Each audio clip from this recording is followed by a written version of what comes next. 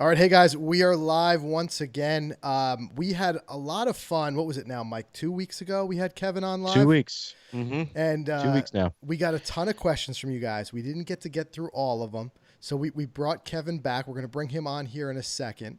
But what we want to do is we're going to have Kevin kind of run through some tips for us. We're going to talk a little bit about keeping your golf game in shape during this lockdown. I know it's been a challenge. We've been talking about it on the podcast. We've been talking about some things you can do at home. I've been working on my putting here, Mike.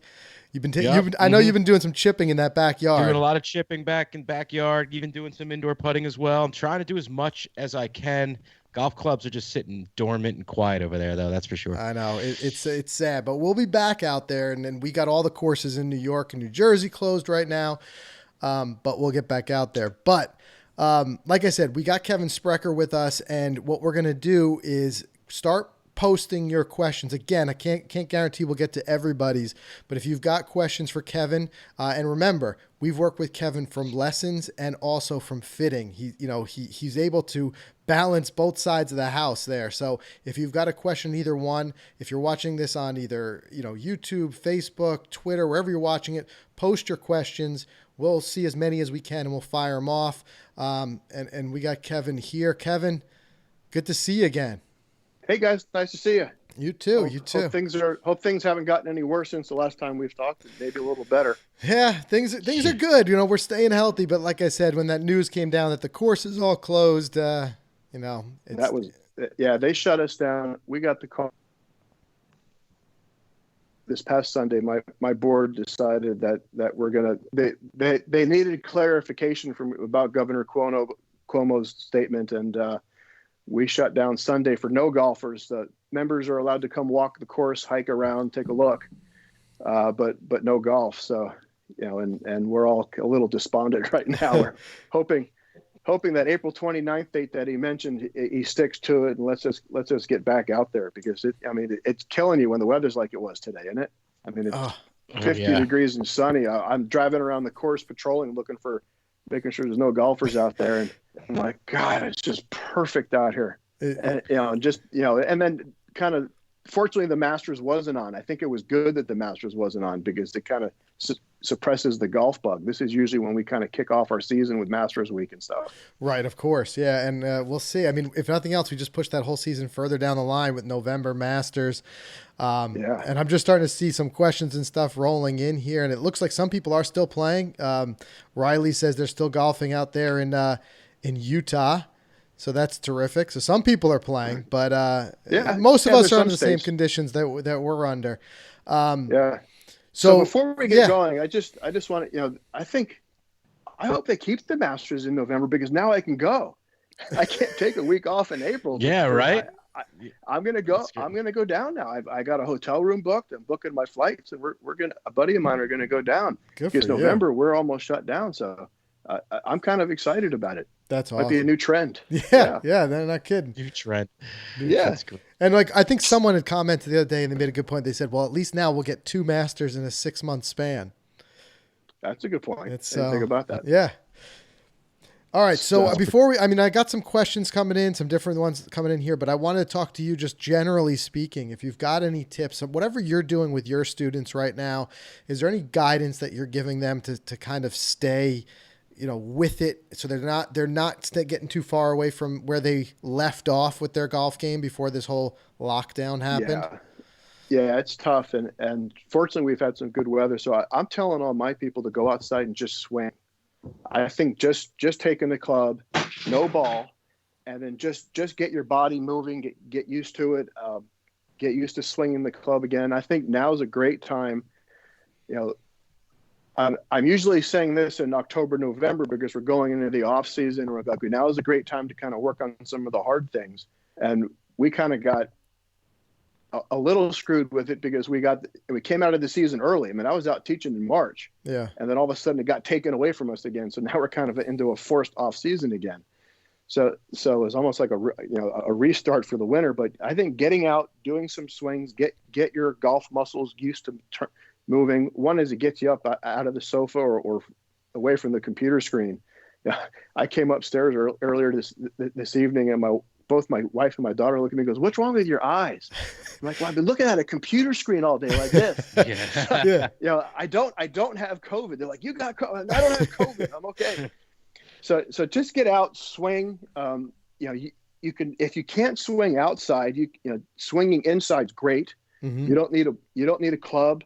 I actually have an exercise ball that this is a 9-pound ball that I like to hold and then get motion going and just kind of feel some things. And as you're swinging, focus on different parts of your body. So like I'll start out, I'm going, okay, I'm just going to feel my feet and feel the pressure kind of shift right and left. Where does the pressure go in my feet? And okay, now I'm going to go my knees. What are my knees doing? Am I straightening up too much? Am I swaying too much? You can obviously use some kind of a mobile device as a camera, Mm-hmm. or if you have a mirror.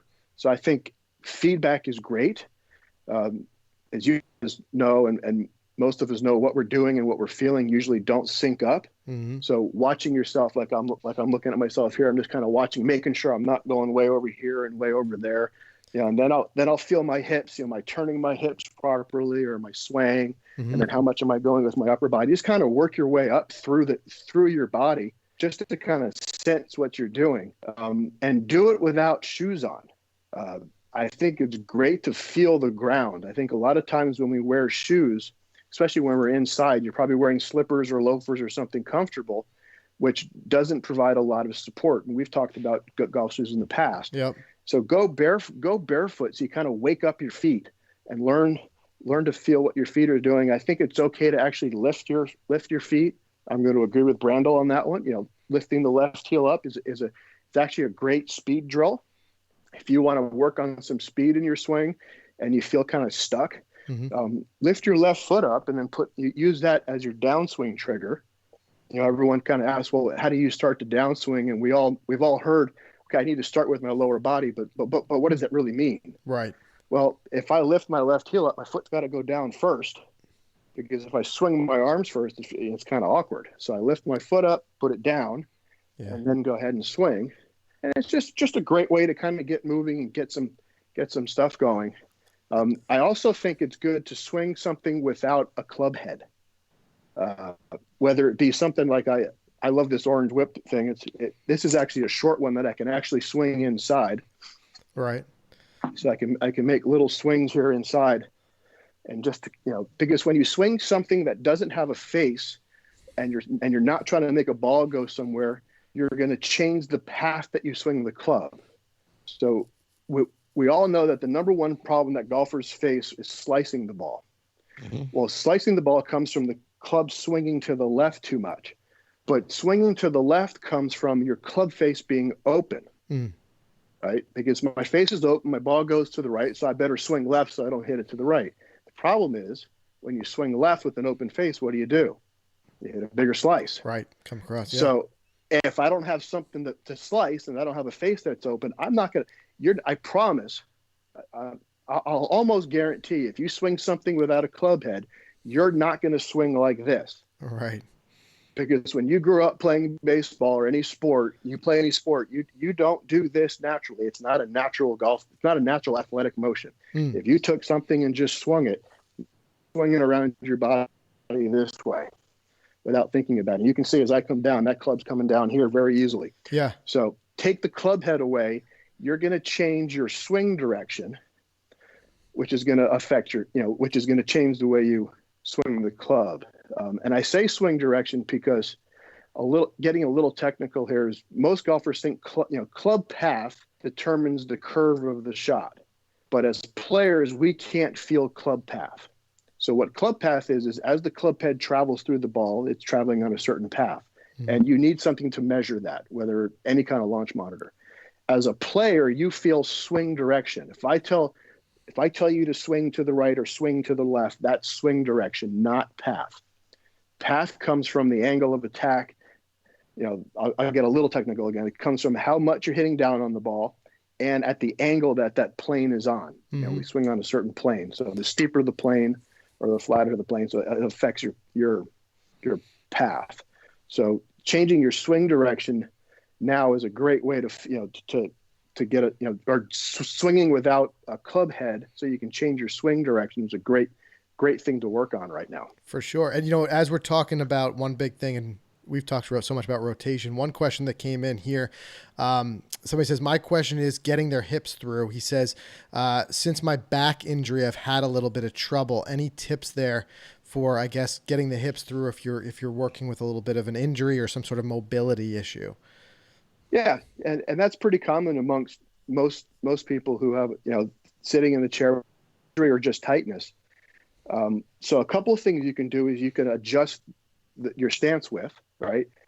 If the wider you get, the more stable you are, the harder it is to turn. And you tend to go more laterally. The narrower you get a little bit more mobile, so it's easier to turn. So that's one thing is you can go ahead and narrow your stance. You can go pretty narrow too. I mean, I can go so the middle of my foot is underneath the points of my hip. That's pretty narrow, but that's going to allow you to move. You can change your foot position. So here's something. If everyone who's listening, go ahead and stand up, right? I'll give you a second to stand up and take your toes and point your big toes towards each other. So your feet are like this, right? Now try to turn your hips. You're going to feel restricted. Okay. Now take your toes and turn them out away from you. So now your toes are pointing out this way, and you'll feel much more mobility in your hips. So you can do a combination of stance width, and always remember that stance width is really determined by how far apart your heels are, or by where the center of pressure is on your feet if we get real technical. But what I'm talking about is if you get your heels narrow, your toes a little bit wide, you'll get a little greater range of motion. If you need even more, go ahead and let your feet come off the ground. So in your backswing, let your left heel come off the ground. That'll take pressure off of your body because you won't put as much torque on it. So you'll actually make a pretty big turn, but your hips and your shoulders will turn the same amount. Let's say your shoulders will turn 75 degrees, your hips will turn 60 degrees, but at least you're able to get the club back far enough to generate some speed. If you didn't lift your heel up, you may only get 50 degrees of shoulder turn and 40 degrees of hip turn, but your arms can only get here. So it's still only a 10-degree difference. The problem is the club doesn't go back far enough, so then you tend to get quick with your arms. Gotcha. So that's one thing you can do. The other thing I would recommend is some kind of stretching. Yeah. Even for an injury, obviously talk to your medical professional first and make sure it's okay. Right. But if you can kind of get I find a lot of men, if you ask them to touch their toes, they go like this, and it's not so much that their hamstrings are tight, but it's their IT bands. So we have a fascia band going down the sides of our body, and if we can loosen that up, you'd actually be surprised how much farther down you can go just by loosening that up without your hamstring. Yeah. And like you said, not even just people who have the injuries, but all of us right now sitting in different positions, being home, whatever, all of us can benefit from that. Absolutely. Tony here says, he just asked if this is being recorded so you can watch later. And yes, by the way, guys, this video is going to remain live on all of our channels going forward. So if you don't get a chance to watch the whole thing, and like I said, you'll be able to kind of go back for it. There was another, switching gears with fitting. I saw a question here, and actually I was just on, I just hopped on Aaron Dill, who, with Voki. He just did a live, and a lot of people were asking him shaft questions. So let's see. Greg here says, I know it depends on the fitting, but typically, do you recommend wedges with lighter shafts than in the iron set? No, actually heavier. I recommend you go a heavier shaft because you want the feel of the club. When you go lighter with your shaft, you tend to lose a little bit of feel. It can make the balance of the club a little bit off, or the head actually feels too heavy. So I typically, like myself, I use a 120-gram iron shaft, and I use a 127-gram wedge shaft. And even somebody who's using a 95-gram shaft in their irons, I'm going to tell them, let's go 115, maybe even 120 in the wedges. Because you're not looking for speed, you're looking for feel, being able to control the club. So having a little bit more weight in the shaft helps. Yeah. And then I think I mentioned this the last time we spoke. Typically I'll go the same flex, or actually a little softer flex in the wedge, because you're doing these small little finesse shots that you want to feel that the shaft kick a little bit. The shaft's not going to take spin off or add spin in a wedge. You see these shafts, high revs or high spin or max. Shafts do very, very little in helping to produce spin. It's the face and the ball and the contact that helps produce the spin. Yeah, and that was a good question. And what you said there, I'll never forget it from my fitting with you when we did the irons, and when we went to a lighter shaft, and all of a sudden we saw that dispersion kind of jump all over, and then we went to the heavier shaft and it tightened right up, and you said that was the reason. It's like now you can feel the face. You couldn't feel where the face was before. So that definitely hits home for me. Spreck, I wanted to jump in real quick. Just a personal question. Are you taking any cuts lately? I know you got that beautiful little setup and simulator back at Sleepy, but are you doing anything right now or what? I try to. One of my buddies, James Hong, was asking what people are doing, and I try to go outside and do some swings. I'm using my super speed golf, so trying to work on my speed. I got reinvigorated. I turned 50 this year or last year, and about 4 years ago, I wanted to see how fast I can swing. I think I was 46, 47, and I got my speed up to 118. And I'm like, and now I've got some time, and I've been working out at home a little bit every day and stretching. And I'm like, I want to see how fast I can go again. So I'm doing some super speed stuff, and then I live in a housing community, but I have a patio that I can hang a net from. So yesterday was the first day I set it up. It's been nice, and I actually hit some balls yesterday. Oh, there you go. So I'm trying to do that, and if I can't swing outside, because of the weather, I got my orange whip here that I do. I like, and this is a great speed drill for people. I like to do short swings with some speed. I'll see if I can do it here without kind of knocking anything, but I kind of get going back and forth here.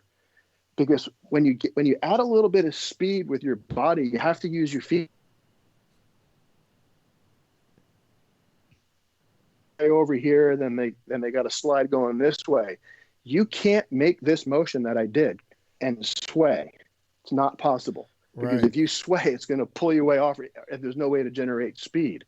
So for somebody who's swaying, this is a great drill, just to kind of take a short club or a 7-iron or something, grip down on it, and get your body to turn back and turn through, and do it with some speed going back and going through, because you got to use the ground to brace yourself so you don't fall over. So it's a terrific drill to do. And I've been doing that, just trying to trying to retrain my body, get the speed back up like as if I was in season. So that's a terrific drill to do. I like that one. Paul, this is good for your cardiovascular. You can hear I'm breathing a little bit heavy now after doing that. Yeah. So if you need take a breath, sit down for a second. That one's also good for your cardio. He's getting his I hate workout. doing cardio, but the super speed stuff and swinging that fast gets your heart rate up. It's good. And I'm gonna segue into, if you do that and then go hit some putts inside, right? What happens when you get nervous? Your heart rate goes up, you get a little jittery. Well, that's a great way to practice. Is go ahead and swing hard, get your heart rate up, and go over to your putting mat and see if you can make a couple of 3-footers and see how you feel. Yeah. Well, hey, you said you'll be talking to Ian in a couple of days, and he's a master of that. I don't know if you've seen what he does with his college students, but he gets them stressed out, man, before they have to do something. He makes them do sprints up hills and everything else. It's great. Yeah, I've got Ian on tomorrow night. Yeah, he's a great guy. Paul asks, how do I get consistency with my chipping from just off of the green? So if he's struggling with those really close chips just off the green, is there something you could guide him with that? So let me grab a wedge here. So one of the things I find a lot of people don't do correctly is how tight they hold the club with chipping. They hold it pretty loosely, and then they get a little, you see my wrist here? Yeah. So they get a little flippy with your wrist. And what happens is that changes your low point. The low point is the point at, whoops. He's got a hole in his ceiling now. I took out my light. Yeah. The low point's the point at which the club kind of finishes bottoming out and starts working back up. And with chipping, we want that to be, sometimes it can actually be behind the ball, but it's pretty close to underneath the ball because of the angle of attack. So I actually like to increase my grip pressure for chipping. Not so tight where I lose my wrist motion, but I reduce how much they can move.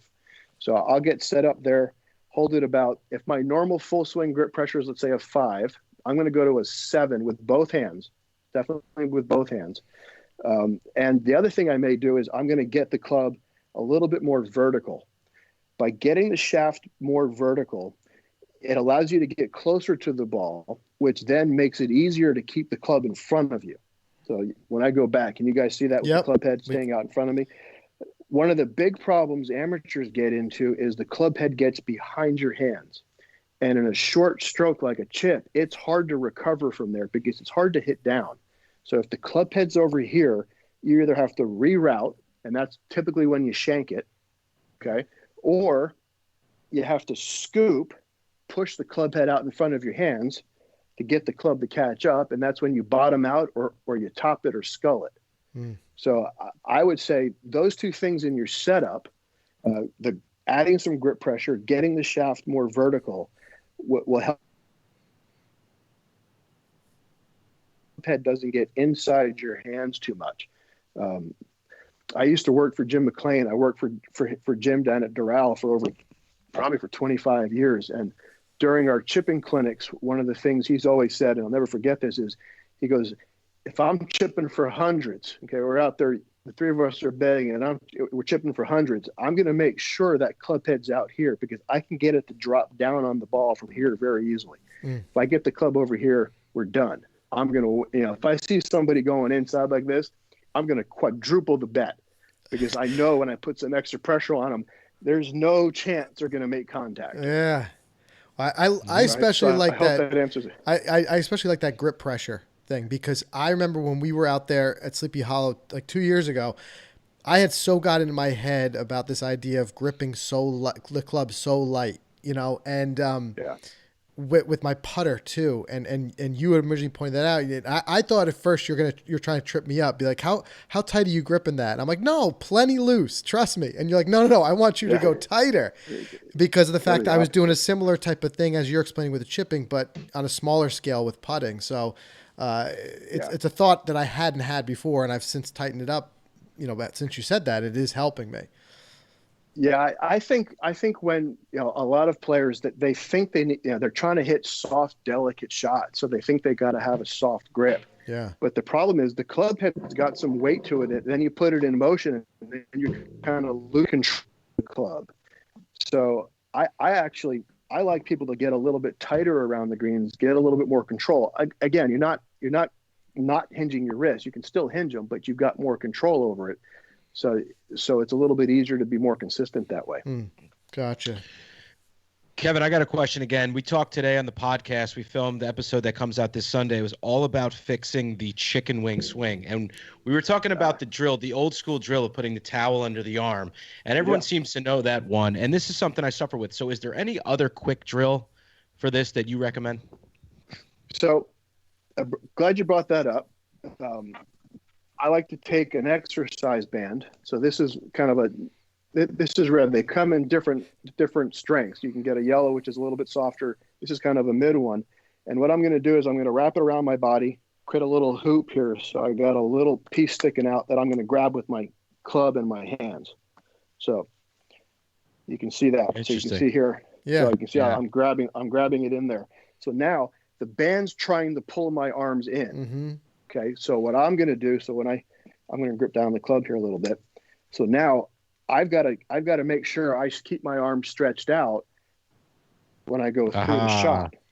Okay. And then the other thing that it does, so chicken wings don't come because you pull your arms in. Chicken wings come from because your chest doesn't rotate through in the downswing. If your body stops turning, your arms are going to automatically do this. You're not trying to pull them in unless you're trying to prevent the ball from hooking too much, but you're not trying to pull them in. My right arm can only extend that far if I don't turn, so that then this is going to happen. If I keep my body turning, my right arm can stay extended. I'm going to finish out here. You see that? Let me get more in the middle here. Yeah. So if I don't turn, I do this. If I do turn, I do that. Right. So by using the band, and again, you don't have to use a club. You can just hold the band out here. Okay. Turn back, got good extension. And then I got good extension going through because I'm turning my body. And the band, I like something that creates resistance. I don't like weighted stuff, but the band's forcing me to do something to prevent it from pulling in. Mm. And plus it's also an external cue.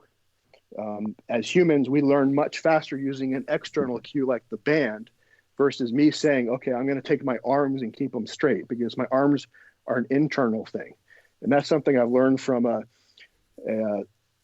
motor learning guy out in California, Will Wu. Will's one of the great motor learning specialists in the world. And from the studies that he's seen, we learn much better using an external cue. So another external cue might be, okay, say, Frank, you're not turning through. So take the buttons on your shirt and turn them to the target. That's an external cue. So that would be a great way to do it. But the answer to the chicken wing question is it comes from lack of upper body rotation. So this is, the band's a good thing. If you don't have a band, you can get a rope, just something to hold it out. Or you can, if you have a big enough towel, take a long towel, something to hold it out in front of you. You know what I love too? You know what that reminds me of is the plane mate. I was thinking the plane mate right away. Works kind of like that. But this is kind of, it's great. It's like a really simplified way of doing the same type of thing. Yeah, that's terrific. Don't tell Martin that. Martin's got to sell plane mate. Right, of course. We got to keep him going. and I've got my plane mate right over here, and it's a great device. Yeah. But the band's also it's another version of that, and how to do it. And the bands are a lot less. Right, of course. Well, plus you can use them for home exercise. Tell me this too. Now, because going back to Mike's question, because I got to feel like I got to settle this. If I was right or wrong, I made a judgment call on the podcast today, and I said, Mike, I don't know if you're truly chicken winging that much, because Mike rotates pretty well, but we were looking at some of the pictures that we had taken in Scotland and stuff, and it looks like he's got a chicken wing, but if you look at it, it's a little bit after and through impact, and I said, I think it's because you're coming down so steep. You know how steep Mike is, right? He's coming down so steep. Yeah. He's making that huge divot, but he's making good contact, and the ball sails off. But then at some point, that club is just going to be stopped by the ground, and I think that starts to jut his elbow out. So it almost, you seem like you're getting a chicken wing, but in reality, he's got that arm in tight through impact. But then as he hits the ground and starts to come down, it just kind of stops the club and gets him jammed up. Yeah, you're right there. It's probably right, but it gets jammed up. It's a different cause of a chicken wing. Right. And look, I'll show you some tour players that have some left arm breakdown at impact. What's his name from Texas? I just drew a blank on his name. Jordan Spieth, right? Yeah, he's got a little bit of that. And he actually does it intentionally. I heard from his I think it was from his coach Cameron said that he does it because he feels like it allows him to keep the face square longer. And so he's learned to do that. There are some Lee Westwood. He's another guy. He's got a little bit of left arm break. So it's something. If you're striking it well, you don't want to take it out. I think that's one of the challenges of being a coach. Is it's much easier to coach somebody into a bad swing than it is than into a good swing. So there's sometimes you don't want to take that out. If Mike's hitting it really well and he's doing really well, I'm going to let Mike have a little bit of chicken wing going through there. Right. I'm more worried about Mike blowing out a wrist or me stepping into one of Mike's divots, breaking an ankle or something. Careful on those. Right. Well, don't worry. We still got him doing the push-ups for the driver divots. We've always going to be doing those. Yeah, we haven't stopped that. We've continued that. Drivers should not be dirty. No. Yes. One kind of common theme question I've seen a couple people ask is what they can do to make sure that they're working on and actually improving their putting stroke at home. So, for example, right now we see on social media, everyone's indoors and you see a lot of people sharing videos of themselves kind of grinding it out and putting like with the putt out like I have here or something like that. But obviously there's just constant repetition and then there's actually improvement. So is there something or a tool, a mirror, what would you suggest so that people are actually not just putting endlessly, but they're actually getting better? Yeah. So you want to have some kind of feedback, something to measure. Because if you're not measuring what you're doing, you don't know if you're getting better or worse. So There are great devices. Obviously, video is always good. Everyone's got a phone, and on the phone, just put your phone down on the target line. So, like if I was putting towards you, or if I was putting this way, I'd have where you guys are the phone. So this way, I can see the path of the club, Mm-hmm. and I can also see where I'm striking the ball in the face. You can put some powder on the face. Take some foot powder, or probably foot powder is the best, and you can see where you're striking the ball or striking the ball in the face. That's a good way to measure. If you can spend a little bit of money, and I actually just saw this today, the Blast Golf device. They're normally $150. I think they've got a sale going on right now for $75. So the Blast Golf, I think I've got mine right here, is this little device here. It fits on the end of your putter, Mm-hmm. and it's got a gyroscope in it. So it measures 3 degrees of motion. It measures how the putter moves left and right, forward and backwards, and up and down. So it's pretty good. And it can measure the twisting of the putter. So it syncs to your phone, Mm-hmm. and then it'll give you stroke length, tempo, stroke speed, face rotation, how much toe. It gives you a lot of data. Mm. And to have a device like this to put at home, this is what I typically practice with because it's small, it connects right to my iPhone, and it's easy to use. And you don't need anything else. You can putt anywhere with it, and it gives you measurable data. And that's the key is you want to be able to measure what you're doing. So because if you do something right and it feels good, and all of a sudden the data's wrong, you're like, well, that's not right. I got to go on. Right. Because you can practice yourself to get worse just as well as you can get good. As we've all seen that before. Mm-hmm. So that's good. I think what you said, putting mirrors are good. I like to use a company called Eyeline Golf. They've got tons of putting aids on there, little tracks. One of the things they have that's really cool, I don't have it at home, but it's about 1.5 feet long, maybe 2 feet long, and it's got felt on it. So like when you guys go out in the morning, play golf early in the morning, and you see the ball roll on the green with the dew, you can see how the ball's rolling. Well, what this does the same thing, but what we're looking for is the ball bouncing or is it skidding at the beginning of your stroke? Mm. And if it's bouncing, well, then you're doing something wrong. You're either hitting up on it too much, that's launching it up into the air and make it bounce, or you're hitting down on it too much. So it's a great way to diagnose, that. And then if it's skidding, then you kind of get a sense of what it feels like to make the ball skid because you see one solid line down the felt. It's a great little device. Can some of that be also solved with a putter fitting? Always. I mean, you're talking the fittings, right? Right. I mean, putter fittings. Yeah.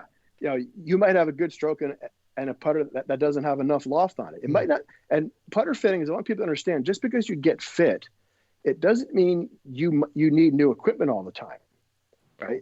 It might mean you just need an adjustment to the equipment that you have. It could be something with the lie angle or the loft, or something easy as making it shorter, or even a grip change. When you put a grip on the club, grips have different weights to them. Some weigh 30 grams, some weigh 50 grams. Well, think of adding a weight. It tends to counterbalance. You add a heavy grip on there, it makes the head feel lighter, changes the weight. And the same thing goes for putting. Some of these super stroke putters are oversized, but they're really light. Well, that can make the club feel out of balance, and the head might feel too heavy.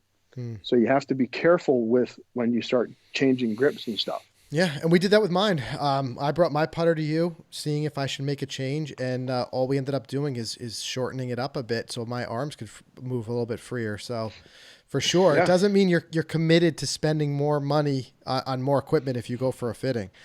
Absolutely. Speaking of putting, a putting question that came in. He says, if I'm putting indoors on a mat with alignment lines and all my putts are pulling to the left, what can I try changing before I just start aiming more left? Yeah, right. The first thing I would check is your ball position.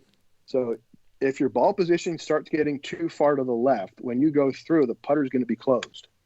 So you're going to start pulling it. So the first thing and that typically when your ball moves forward in your stance, your shoulders tend to go a little bit left too. So try moving the ball back a little bit. Try move it one ball rotation, maybe, I don't know how far he's playing it, but move it back. You're never going to really move it farther back than the center of your stance. Sometimes your eye dominance has something to do with your ball position. I'm a right eye dominant player. If you're not sure what your dominant eye is, if you just hold your fingers up like this, guys, got to do this with me. Hold your fingers up like this, overlap the 2 holes, and then look at me through the hole. Okay. So Frank, your right eye, and Mike, your left eye. Oh yeah, because we went what eye we went to. Okay. We went to what eye. Plus, we just got our cover image there. Yeah, there you go. So that's your eye dominance. That's the eye that you use to aim. So if you're if you're a right eye dominant like I am, I'm looking down with my right eye. I got to stand slightly open a little bit to see the line a little bit more. If you're left eye, you typically stand a little bit straighter. That's something I learned from the putt doctor. You guys ever have the putt doctor, Dr. Craig Farnsworth, on? No, we haven't. Oh, you got to get Doc on. Doc's the best. He's probably out in Palm Desert this time of year. He's the best. He's one of the putting gurus out there. And he was actually an ophthalmologist at trade, and then he got into golf. And he knows everything about how the eyes work relative to seeing things. And he'd be a great guest for you guys. Yeah, we definitely got to check that out. Yeah. Oh, and speaking of the whole idea, like you said, of you don't necessarily need a new club or whatever when you go for the fitting. Jeremy here asks, he said, I like my driver head all right, but would it be worth getting my driver fit for a new shaft, or should I just go and get fit for a whole new driver setup? I would start with the shaft and see how it works with the head. If you don't need a different amount of loft on your head, then a shaft change might be all you need. Mm-hmm. But if you're finding that you're not getting enough launch and spin with the amount of loft that you have, or you're getting too much for that matter, if your loft is too high and you can't adjust it, then you may need a new head. Mm-hmm. But nowadays you can usually just change the shaft to kind of tighten your dispersion and get a little bit more out of your driver. Yeah. But ultimately, it might be you need a different loft too. And I would say if you're going for the fitting, possibly anyway, is why not try? It's like what we've learned that from you is just try more things. So you may, and we did this actually when we made the switch with the driver to the TS. We just use the same shaft, started with the same shaft and just changed the head. So he could kind of work the other way, use the same head, change the shaft, and then compare how that performs to maybe another head option and just see what the numbers come up with. Yeah, I think and that's why we do that. And part of it is you come out knowing that either you've got the wrong combination of shaft and head, or you're like, my head's fine, I just need a different shaft. And mentally you feel better. The worst thing is standing over a driver going, God, I don't know if this is the right head for me or not. And all of a sudden you're whipping it out to the right. Mm-hmm. So it just kind of gives you peace of mind. I'll get some people to come up and we'll do a fitting, and I'm not going to change anything. I'm like, guys, I can't beat what you have. Go use it. Throw a new grip on there because it'll feel better to you, and your equipment's great. Yeah. Yeah. Well, and everybody likes to hear that, but if nothing else, you at least you come out, like I said, confidence is I think the best thing I've ever come out of these fittings with. Sure, the shiny new clubs are great, but the confidence, just knowing it's right. I mean, even like I said, going back to the putter, when we went through that and we compared it and we did a whole video, you guys can see that on the YouTube channel, of comparing the one versus the other. And then I came out with the same putter that I came in with, but we just made a little bit of a change. But staying on drivers, George asked, how often would you recommend, changing your driver, getting fit for a new driver? And he also says with his individual situation, he's hitting, he keeps hitting low. He says almost stinger shots with his driver. And what do you think might be causing that? So first question is, when should you get fit? Your body changes, your swing changes, new stuff comes out. Doesn't mean you have to buy a driver every year, but get fit every year. Make sure the setup that you have is correct, and make sure that the performance of it is what you want, and you're not giving anything up to some of the new technology. Mm-hmm. As far as that low stinger shot, so typically when a driver is coming out low, there are a couple of reasons. One, the ball is not teed up high enough. Two, the ball position is not far enough forward, or you're moving a little bit in front of it, and you end up hitting down on it a little bit too much. So I like to see the ball position with a driver somewhere up towards the front foot. Doesn't necessarily have to be on the inside of the front heel, but somewhere close to that. I like to see the ball teed up as high as you're comfortable playing it. Now, the only caveat to that is there's some players who are a little bit out to in because of the way they swing, and they're going to play the ball slightly lower. But if your swing path is kind of neutral to a little bit inside out, tee it up as high as you feel like you can. Mm-hmm. And then make sure that your upper body's somewhere behind the ball at impact. So the ball is forward. So when you come down, if you start with your upper body and lean into it like this, you're going to hit it low all day. And this is why Mike hits down on it too much right there. So if you get your lower body to go forward first, your upper body counters by dropping back. That'll make it a little bit easier to hit up on the ball or launch the ball up in the air a little bit. So those would be some of the things that I would kind of go to right away. Gotcha. Here's a question for wedges. He says, should I upgrade my 56-degree SM6, which has a worn-out face and the hosel is detaching, or should I get it fixed? Which actually leads me to a side question. Is it even possible to really fix if you've got a worn-out face? Can you re-groove it? Is it something that's even? No.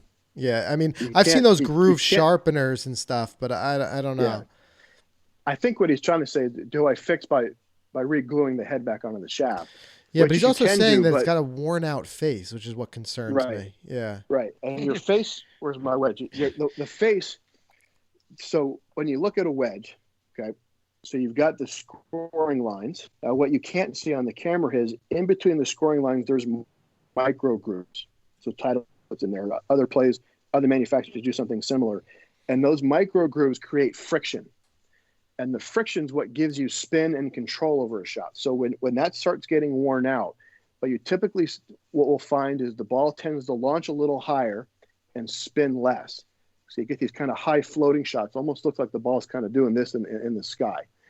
But when you get to that worn out point, it's actually too late. You've already gone through the wedge. It's like the tires on your car, right? All the tires in the car, they've got grooves in them to disperse water. When those grooves get down too little, you start losing control of the car. You actually can't go as fast because they spin too much. Right. So grooves in the face are the same thing. So yes, you definitely want to replace that SM6 wedge if it's worn out to the point where it gets a little bit too shiny or you can't see the micro grooves anymore. Gotcha. So don't fix it. Go get yourself a new SM8 wedge. They're great. There you go. Yeah, and especially if he's using it in the sand, that's the type of stuff that's going to accelerate. If he's using it as a sand wedge, it's going to accelerate that wear and tear. Yeah. Plus, the wedges, one of the things Titleist does all their wedges is they put a hardener on the face. So the wedges don't wear out like they used to. I remember back in the 90s when I had wedges, I'd go through 2 or 3 wedges a year because you just practice so much with them. The facers are so soft, they just wear out really fast. Nowadays, they don't wear out as fast. That's good.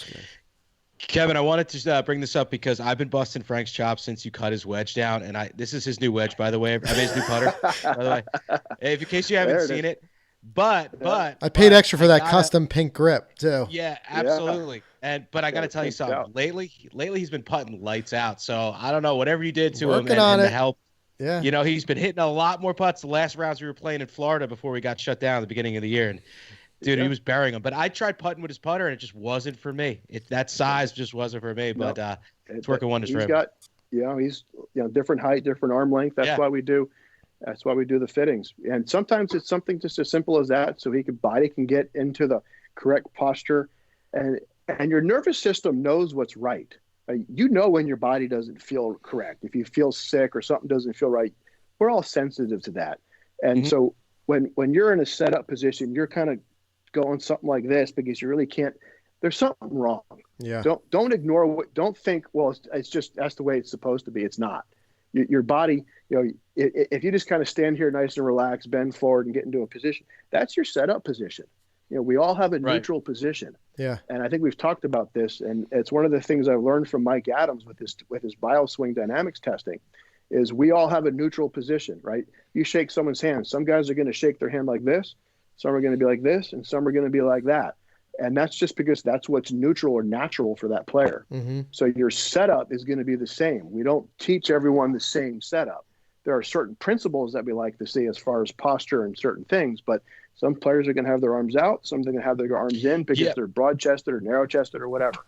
And I'll tell you, but in all serious about it, we joke about it, but it's like you said, it's that one little change you made on that, cutting that putter down a little bit, and it just to make a huge difference. Well, so, I thought I love that. The very first time we worked with Kevin, we thought like, what are we doing here? And he's measuring our arms, right, and stuff, because every golfer is different. Actually, I saw this question pop up in the feed before, and it makes me think about it. Aaron says, any advice for a tall golfer, like really tall? He says he's 6'9" with long arms. Have you ever worked with anyone that tall, Kevin? Yeah. So you remember the Nets basketball player, Kerry Kittles? Yeah. Remember Kerry? He's a Jersey guy. He's down in your area. So Kerry was he was 6, I think he was 6'6", 6'7", but his arms, so 6'6", 7", he had 7, so that's what, 78 inches tall. I think his arms were like 84 inches. I mean, it's like a gigantic wingspan. Yeah. So, and actually having long arms is an advantage because then you don't need to have long clubs. And when your clubs aren't that long, they're not that heavy. So one of the disadvantaged tall players have, I'll never forget. You guys know the name Bobby Mercer? Yeah. So sure. Bobby was one of my idols growing up. He was center fielder for the Yankees. Yeah. Mm-hmm. And working down at Doral, he came down, and actually what I didn't know at the time, his son Todd and my wife Debbie grew up here in Greenwich playing golf together, which we didn't connect that till later. But I got to caddy for Bobby and do some things for Bobby. And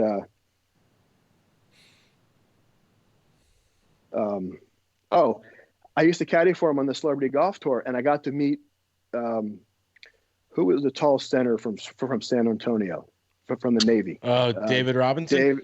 David Robinson. So I got to meet David Robinson. David Robinson's 7 feet tall. She's big guy. I'm like, his head's up by my leg here. Like, well, I pulled out his 7-iron out of his bag. It was as long as my 3-wood. Now imagine and it had a steel shaft. So imagine how heavy that is. Yeah. Right? Because when something gets longer, it weighs more. Driver's your longest club. It's 45 inches, but it's also your lightest. Well, here's a 7-iron with a 120-gram shaft and a massive head, and trying to swing that thing around your body. Imagine trying to do that.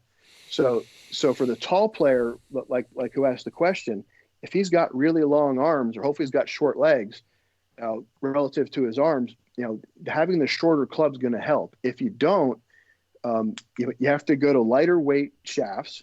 Nowadays you can go all the way, in steel, I think you can go all the way down to 70 grams in the steel shaft.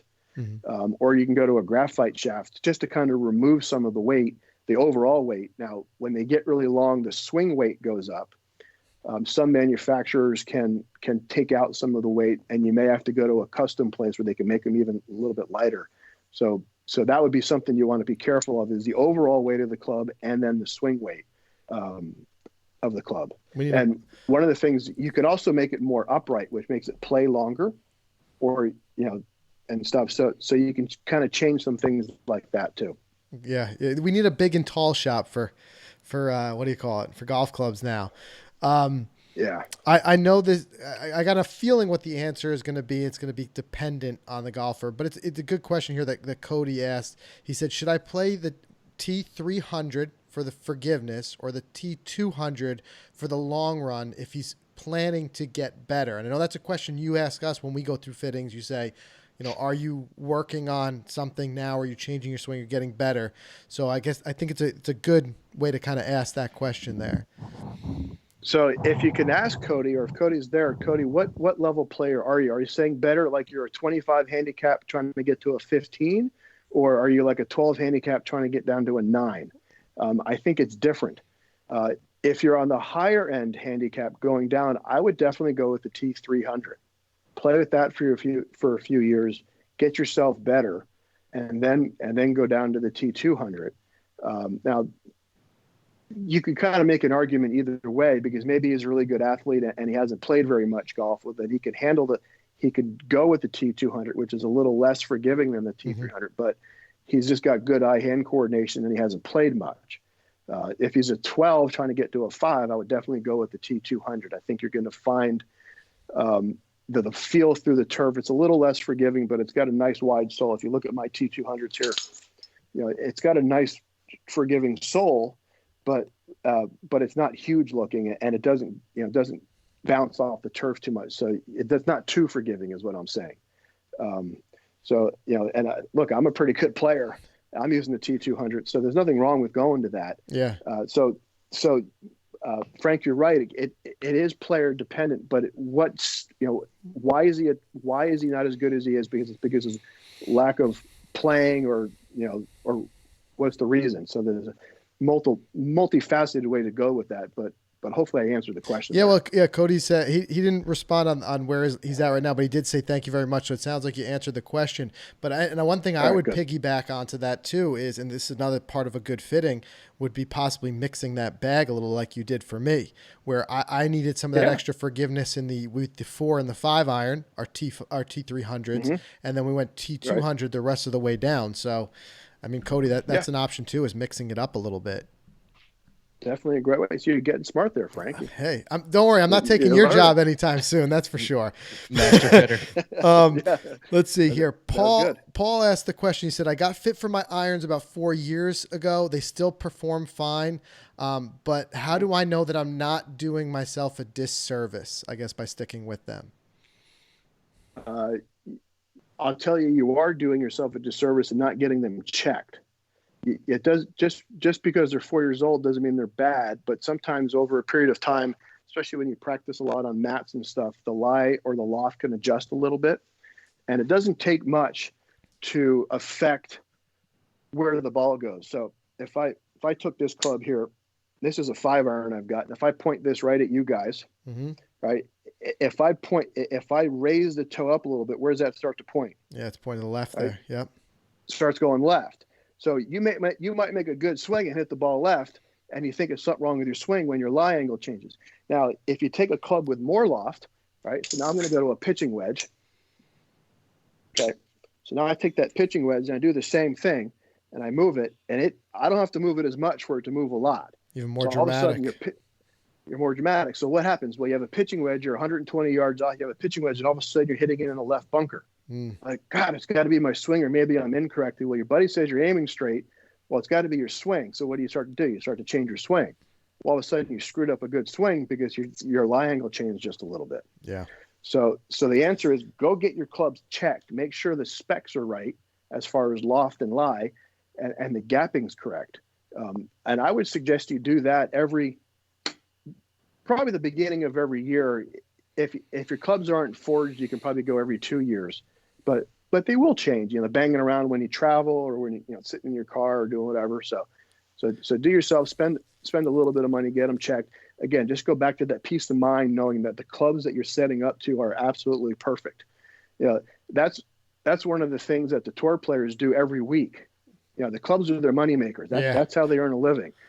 And 1 degree, at 200 yards, they're hitting that 5 iron 200 yards, or 6 iron 200 yards. And if they're 1 degree, that means they're in the left side of the green, or maybe even the left bunker. That could be the difference between winning and losing a tournament, or making the cut, not making the cut. Yeah. And one stroke can be a lot of money. 1 stroke difference at the end on Sunday can be a lot of money for those guys. Now, is that something? Kevin, Sorry, I just wanted to just clarify on this too. Like, let's say he did find there was an issue with loft or lie with his current setup, and he wanted to keep that current setup. Is that something that you can bend it back to where it was, or does he have to replace the club? Okay. No, we can bend them. We can bend them 1 or 2 degrees. It depends upon the metal, but most of the metals within the last 8 years or so, they're pretty easy to move 1 or 2 degrees. The only clubs that are really difficult to move are pings, because they use a 17-4 steel. But all the other manufacturers, we can usually move them a degree or so. Gotcha.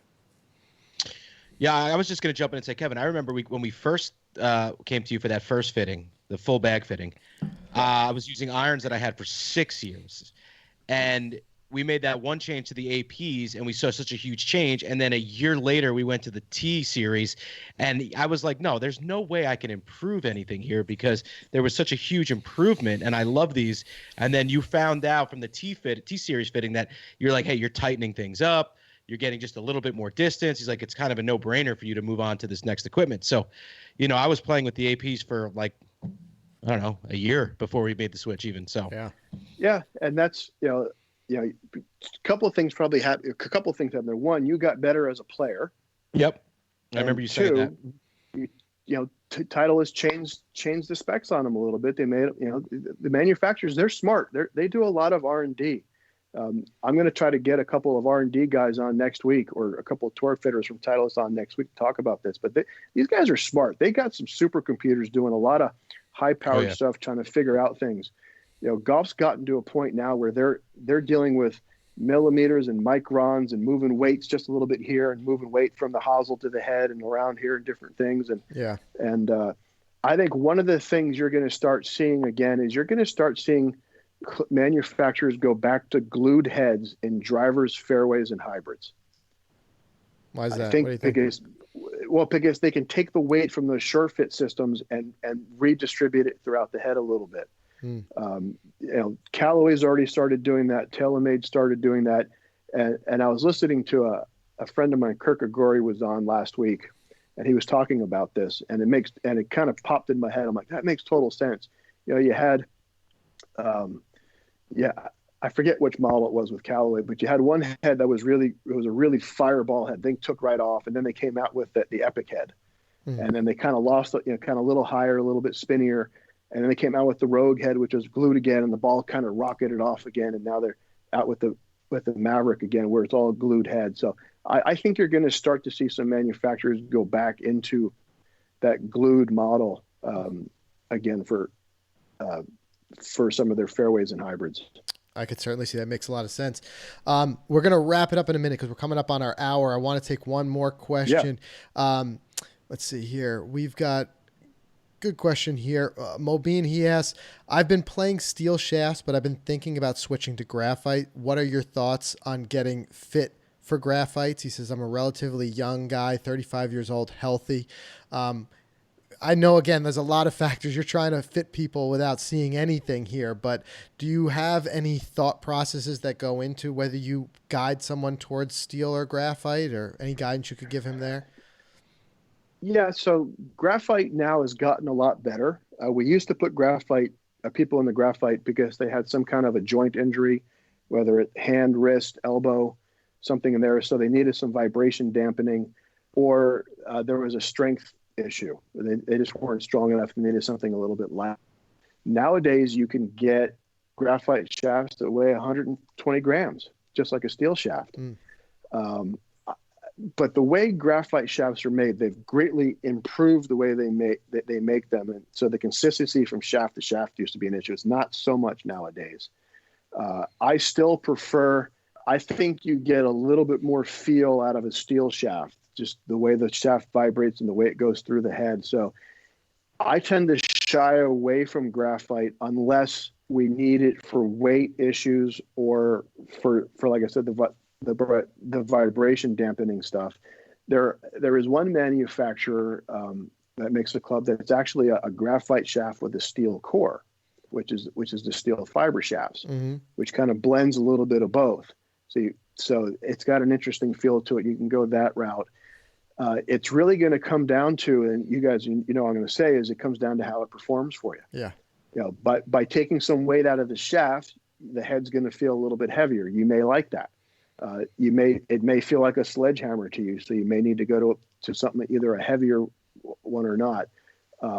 But my feeling is if you don't need the weight or the vibration dampening, go with steel. You get, one is you have more options. Two is they tend to be less expensive, especially if one breaks. Right. And three, just the feel. The feel of the club's a little bit better, I find, with steel versus graphite. So just imagine how many graphite shafts I would break. We were worried about you breaking those hickory shafts. Remember that? Yeah, I know. Yeah.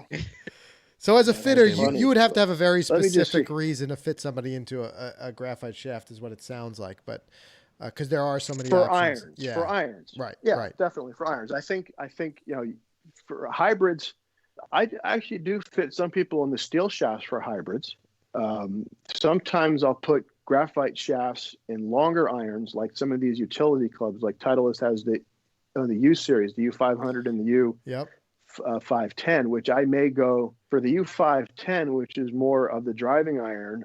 I may actually go graphite, a little bit lighter, make it perform more like a hybrid. Mm-hmm. For the U500, I may go more with what you have in your irons because I think it's more of an iron head. You're going to play it more that way. And then definitely once you get past the hybrid, you're definitely going to go graphite. I don't think there's anybody on tour using a steel shafted fairway or driver anymore. No, I think Tiger was one of the last ones back in the 90s that I can remember. Yeah. All right. Well, good stuff. I mean, we covered a lot today. Like I said, if we didn't get to anyone's questions, we apologize. We try to cover as much as we can in the hour. But like I said, Kevin, make sure you guys are following him on all the different social accounts. He's very accessible in those ways. And if you do have questions, Kevin's always great about answering as many as he can. But otherwise, Kevin, for anybody else here who maybe didn't hear on some of the other times when we had you, what are some ways that people can work with you or get in contact with you? So they can always go to my website, which is just my name, kevinsprecher.com. You can always get me through there. I'm on all the the main social medias, Twitter and Facebook and Instagram, all at Kevin Sprecher or Kevin Sprecher Golf. You can shoot me through there.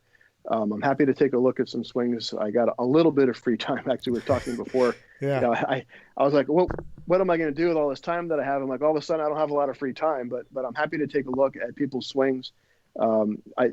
I posted just a couple days ago on your guys' Facebook page. Any of your tribe members that want me to take a look at their swings, I normally charge $40 or $90 for a live lesson. I'm taking 20% off for any of the Golficity guys, and anyone who's watching it that's not in Golficity, join the team, and I'll give you the 20% off, and that's going to go on for at least through May, probably through May or until we get back outside. Yeah. And then I'm also doing some live stuff myself throughout the week. I've got some great people coming on. I got Ian Highfield, who you guys know, coming on tomorrow night. And then I know Kirk Adams from Ben Shear Golf, who you guys also know. Yep. I got him on Friday. Yeah. And then Saturday, for all you junior golfers, I got two great junior coaches, a buddy of mine out in Arizona, Jeff Fisher, and then another guy, Chris Meal, who's a friend who runs one of the largest junior tournaments. And we're going to talk about, if you're a junior golfer interested in going to college and how to work on your game and some junior club fitting stuff like that. And where can they see your lives? Is that going to be on your Facebook page? That'll be on my Facebook page. I'll post the replays on my YouTube channel, but that'll all be on my Facebook page, and just kind of follow me on social, and I'll be posting stuff out every day about when I'm doing stuff. That's perfect. And also what Kevin was referencing before is our Facebook group. It's a free group for Golficity, and Kevin for a long time has been so great in that group that often people will tag him with questions and he'll hop in and answer them. So we appreciate that time, just like we appreciate your time here. But yeah, so I'm sure we'll get a chance to do this again, but really looking forward to actually getting back to seeing you face to face, Kevin. We got to get through this lockdown, Yeah. Hopefully a couple more weeks or at most a month, and we'll get through it, but let's get outside and start playing golf. And for all of you guys and men and women listening, get swinging, get outside, do some swings, get out of the sofa, get your mind going. I think one of the, and I'll kind of leave you with this. Not only do you have to get your physical body going, but you got to get your mind sharp. So play your favorite course, whether your home course or Bethpage Black or wherever you like to go play, and play the course in your mind over and over and over again, and play it how you'd want to play it. See the shot landing here, see the shot you'd play there, and go through it. Play it every day in your mind, get your mind sharp. So when you get out there, you would have played the course, hundreds of times. And that's one of the things that'll help you when you start getting a little bit nervous. I do that when I get ready for my tournaments.